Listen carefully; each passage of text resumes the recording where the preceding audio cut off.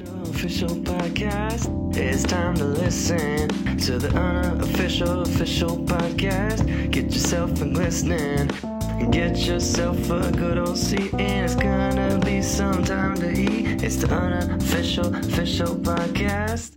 Oh yeah, unofficial podcast. Get yourself a drink and sit on down. Yeah, it's the unofficial podcast.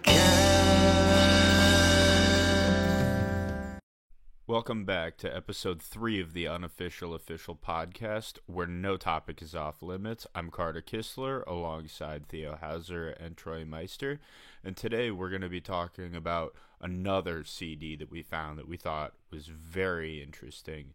So, hope you enjoy.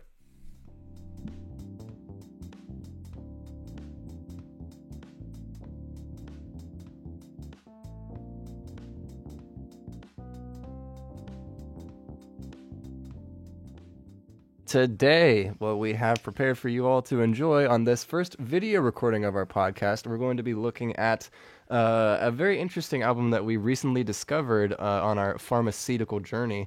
We were looking at our CDs to try and get listening to, and in this particular podcast, we found that none of them are actually online. Like we did like a really deep search to find any of these CDs to like actually listen to, or even digitally download, or even burn. But it's like completely wiped. Like these CDs almost like didn't exist on like the internet, like space. Like, what do you guys think about that? Like that whole idea of like how they're physically here right now, but like they're just on a Are they though? Like, are they even real at this point if we can't find them online? If they don't exist online, then do they exist? They don't exist. They don't exist in real life. I think it's always funny. They always preach like whatever you do like exists in perpetuity. Mm-hmm. It doesn't. It doesn't. These only exist because I'm holding them. These are just in I the love ethos that of so reality. much. It's like some sort But of. yeah, there's no sci-fi movie or YouTubes, something. there's no Spotify. You can't even go to Biaxon's Amazon website. or Biaxon's website doesn't even have these. They just like, nope, we remember when we did. It's like a phase. It's like they're trying to wipe their MySpace history of just like, nope, Right. we didn't do this. We never. We're ourselves not even quite sure that they Yeah. work. We can't find a CD player to play them, being in 2021, almost Currently, yeah. 2022. We have not been able to find any way to actually be able to play these, but in our searching of recently, we managed to find one of the CDs we don't actually physically own that apparently is a landmark CD. Carter, why don't you describe to us what this particular CD you found was? So it comes to us from the Soundbites series. We talked about this last time. If you can see it on the camera, it's got a little bulldog, and it's presented by Biaxon clarithromycin tablets. And this one is Soundbites Volume 3, and it is nature music. And from what we can gather, it's produced by, or performed by a guy called Christopher Davis, who won an Emmy.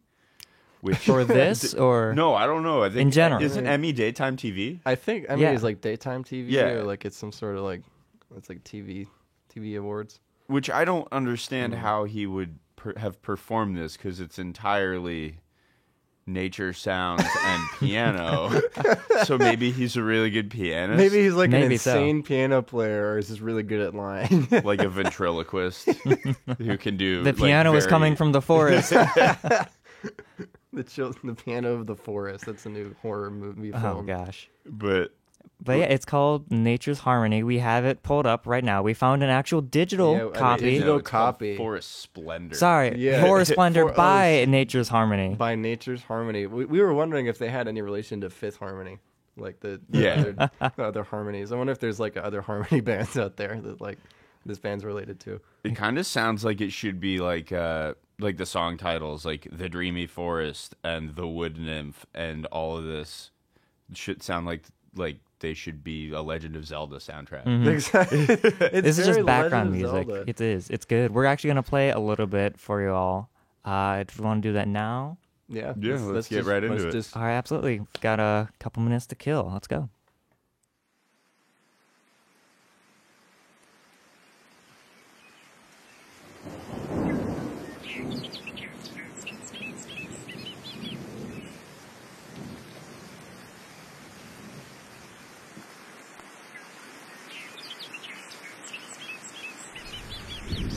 It's a slow burn. It takes a minute.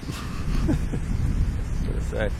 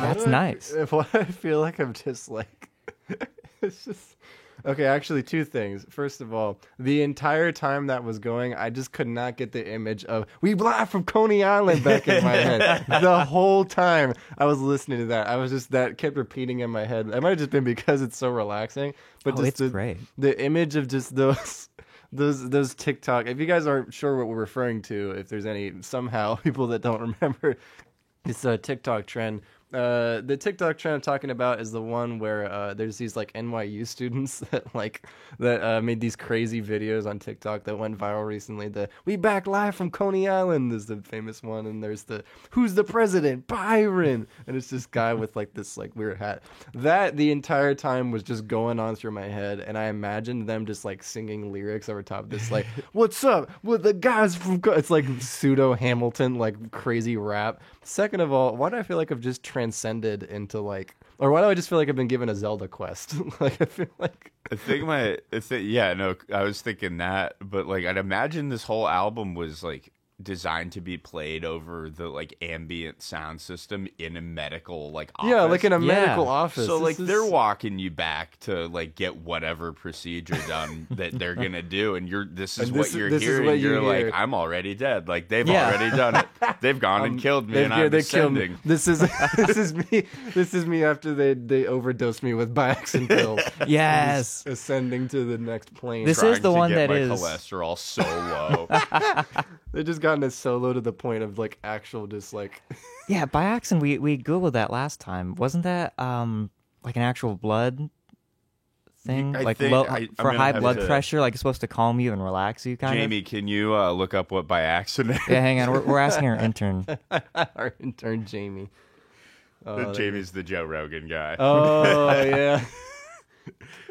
There is nobody else in the room. There's just us three. Yeah, it's just us three. Hey Jamie, fake it till you make it. You gotta fake it till maybe someday we might get an intern or something. Oh no, it is used for bacterial infections. So yes, there to get your bacterial infection treated. Yes, and this is what they hear. Just oh, I don't know if it's a bad enough infection. Like you probably have to cut off a limb or two. Yeah, this would be the music that plays like at 2. Why start? Yeah, or 3 or 4. You can go 3, 4, depending 5, on how or bad 6. the bacteria can be. Throw darts at this dartboard to see how many limbs you're gonna kick up. But yeah, I mean, we said that this was created by a very well-known, well, I guess, a semi-well-known, award-winning composer, guy named Christopher Davis. And is he a composer? Is he? I mean, this sounds composed to me. In the beginning, we were hearing like birds and fun stuff, and then there was also thunder in the background, and like that to me, some really intrinsic compositional devices of the 18th century. But like you don't normally have birds singing during a thunderstorm, you know. Like those are probably 2 different recordings spliced together for the sake of this. Yeah, I still can't quite wrap my head around the fact that in the studio session, people were just sitting there like either super out of it. They're probably just sitting there in the session just like producing, and they just like, all right, come on in. We're gonna do some takes of nature music, and then they just start pressing record. And then they sit back either like, what do you do when you listen to this in the recording studio? Like, do you just like look at your like phone, or like do you like stare at the ceiling or something? Like, what's like the procedure when this? What do you guys think happened in the studio session? Do you think like Biaxon just like walked in and just like, all right, we're gonna just make a random '90s album of just nature sounds so it can sell our weird product? Just do whatever, and then they just sat back and just started. Like, what do you think they did? Somebody kicked over one of those rain sticks, and they were like, "This is it. This is it. This is a hit. The missing link. The missing link. This is the next Beatles. We've got summer jams. We've got Baroque concertos. Now we need nature sounds. Yes. Yeah, we need the trifecta, the quadfecta of all of the musical musings of our patience. I looked it up, and this Chris Davis, his Emmy is for outstanding sound editing for nonfiction programming. Oh. And he was the sound effects editor for Paul Simon's Graceland Journey. Okay. Never heard of that one. You guys heard of that? No. I haven't heard of that. Love Paul Simon though. So that's what this. So yeah, I mean, he does do on. like sound design and probably like a lot of background stuff in general for TV shows and movies. Yeah. So this like totally fits into his wheelhouse. As to why Biaxon found the need to contact this man and say, "Hey," I feel like he's a bit out of their budget. Yeah, not out of their budget, but out of their scope. Out of their Right. scope. I mean, This maybe dude- budget. I don't know if Biaxon is still around or bought out by a company, but probably not doing too hot. As long as bacterial infections exist, Biaxon will be Biaxon there will to stop take it. over. They take over the Biaxon. Do they have market. a catchphrase? Biaxon Biaxon? market? Biaxon. Rid yourself of bacteria with our Biaxon. tablets. Biaxon. Buy our tablets, please. Biaxon. Buy No, wait, that's Biaxon. Biaxon. Biaxon. Interesting. So that was about a full 2 It minutes. was a full of 2 minutes. The of Wood just- Nymph, which we did check their Spotify, Nature's Harmony, the producer, and the Is Wood the Nymph man. seems to be on their top 5 for most listened to Spotify songs. As we took a look at it, we looked at each other, and I actually think I noticed it, but they have 538 monthly listeners. This band, more than I Nature's do. Harmony. Like, good for This is- them. yeah, more than I do, Honestly. but it's just like I still can't understand how these companies like decided to even do this in the first. Because I've heard recently from an outside source about like Waffle House and how they did their whole shtick with like making. I was talking to you about this earlier, I'm Troy. intrigued. Have you heard? It's Have you not good. heard of this? No. I didn't hear of this earlier, but Troy had at least a little bit like it made sense to. A friend of mine in a class, when I was walking to that class after we recorded our last session, she told me after I told her this idea for the podcast that there was a Waffle House specific, like they made an album for their particular like products. So like they had like they have a jukebox in their restaurants mainly. I don't know if viewers at home are familiar with this, but Waffle House has like a jukebox in their establishment, and they had a band specifically for Waffle House sponsored, like a Waffle House sponsored band recording pop punk versions of not even like popular songs. They made pop punk songs about Waffle House food, and that was the whole essence of.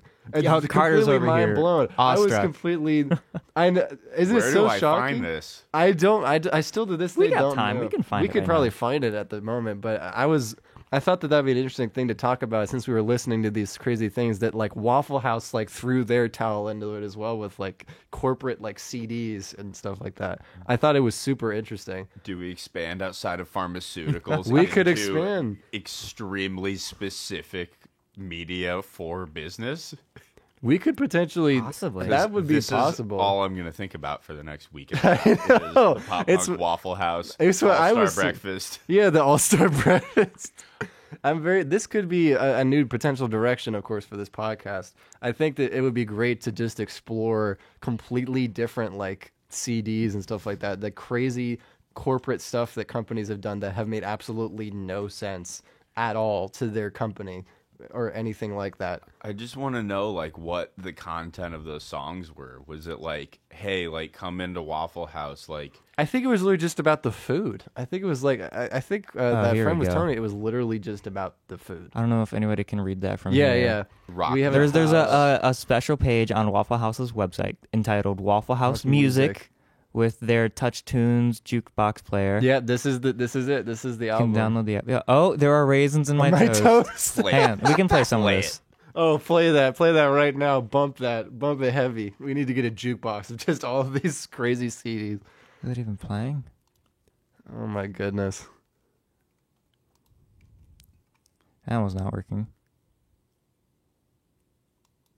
Oh no, we might have to do this in post. Oh, we might have to do this in post. Yeah, it's not coming through. But we definitely Oh wait, that might just be my problem. Oh my goodness. For the viewers watching at home, we're currently trying to pull up this Waffle House album currently. We found it on like the website. Oh, it's on Spotify. Oh man. Oh, Bomb Diggity. Part 1. Oh, this is it. This is the stuff right here. Oh yeah, bump it. Good morning.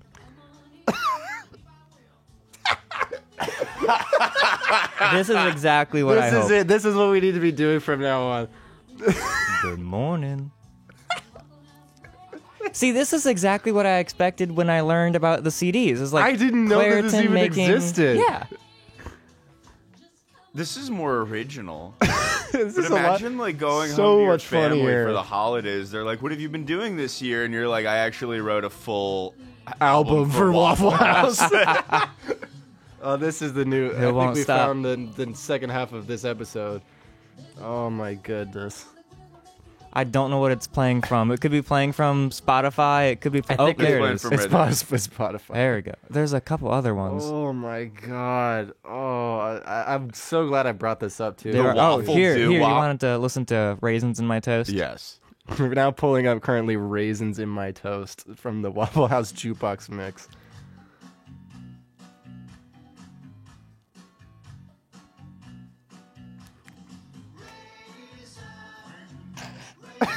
Oh, these are all like takes on famous songs. Yeah. Oh, this is what we really needed to be listening to. This is the stuff right here. Is this all based on Grease, you think? This sounds more like Beach Boys. That's true. I'm not quite sure. Yeah, what song know. is this? Kobe told me it was like pop punk or like some sort of like. This is volume 1. They probably have other volumes. Let's check right. their Spotify. I need to. What are know the monthly listeners? Oh my god, there's like 1,000. That's a good amount. 33,000. Jeez. Where are the pop punk ones? I want to hear the pop punk ones. Waffle House Classic Grill. Here's an album they just released. This is the singer. Oh my god. Waffle Home. Sounds like Joni. It sounded like Joni Mitchell for a second. I was like, what the? These are definitely popular songs. Nah, this is more like Dolly Parton. Dolly Parton had a terrible career choice and decided to make. I'm all for this. This is beautiful. This is great. I'm so glad I brought this up. I was afraid to bring this up because I know we're mainly pharmaceutical CDs and stuff like that on this podcast, but this was like... This is branding. This is corporate branding. This is the modern day. corporate branding, and like the whole concept is just corporate branding. If Bioxin had a Spotify back in the 90s, they would make a volume 5. They would probably do the... Yeah, they would definitely make a Bioxin volume 1 and, you know, do classic jukebox, or maybe not classic jukebox, but classic doctoral jukebox. Goodness, that is something else. Oh my god! But I'm so glad that classmate brought it up to me, because I was walking to that class and I was like, holy crap! There are other like corporate CDs that make absolutely no sense from other companies. This is exactly what we got to be talking about. There's a lot, I bet. I'm sure there's a lot more. We can totally make our own. Like, I think we could totally make our own, and I think we should just do deep dives and just find the rest of them, because I think. We started off in a really great spot, but now that I know that like there's so much more in the ethos of like CD creation and like corporate creation of like crazy musical stuff that's going on, and like completely nuts. But I'm just glad I even found it. Like she even told me in the first place, because I was just like, man, yeah, absolutely, this is insane. We can start a Capital Comets record sometime next spring. Expect that out, late 2022. No, we could do a One Main jukebox. One Main, yes. For the viewers at home, One Main is the campus restaurant that we usually eat at as fellow students, and we sometimes would do like concerts there because me and you are both in the jazz in the jazz conservatory, both in our respective instruments. I guitar player and he a saxophonist, and I think it would be insane if we just had like a One Main jukebox about like One Main food that like students recorded, and we made songs that was just like One Main food is gross and it happens to make me sick or something like that. I just was riffing on that, but I think it'd be so funny if they just like very specific or even like diss tracks, just like, yo, what up? I'm about to diss this. I'm about to take down One Main. It would be something. I can definitely see this being insane. A student project. Because we have some in this university, some amazing rap talent. Like, have you ever heard of like Miles's stuff? Oh yeah. It's just like the stuff that these guys record on a daily basis is insane. But just imagining that like their amazing talent for music is just being completely misused to like absolutely decimate a particular restaurant, or just like crappily like trying. Like trying to advertise for like a crappy restaurant would be insanely funny to me. Have they done an epic rap battles of history between McDonald's, like Ronald? Oh, and like Ronald McDonald? Yes, they have actually. Wait, actually? I'm pretty sure. Isn't this the thing? Am I just remembering something that does not exist, or what? Because like if we're gonna do the whole diss track thing, we might as well like. I would just go down the path of epic rap battles of history. I would be disappointed if they hadn't done a Ronald McDonald versus... Yeah, literally Ronald McDonald versus the Burger King. Actually, from the actual epic rap battles of history. When did they post this? I've never heard of this one. I've seen like almost all the other ones. It's probably never seen that one. Yeah, this was June 8th. Oh, 2019. It's a that's a newer one. Yeah. But it's a newer one. Wow. Jeez. I'm out of the loop. Dang. But yeah, I mean, we started this podcast listening to nice, peaceful nature sounds, peaceful, and then just went towards Waffle House Jukebox, and now epic rap battles of history.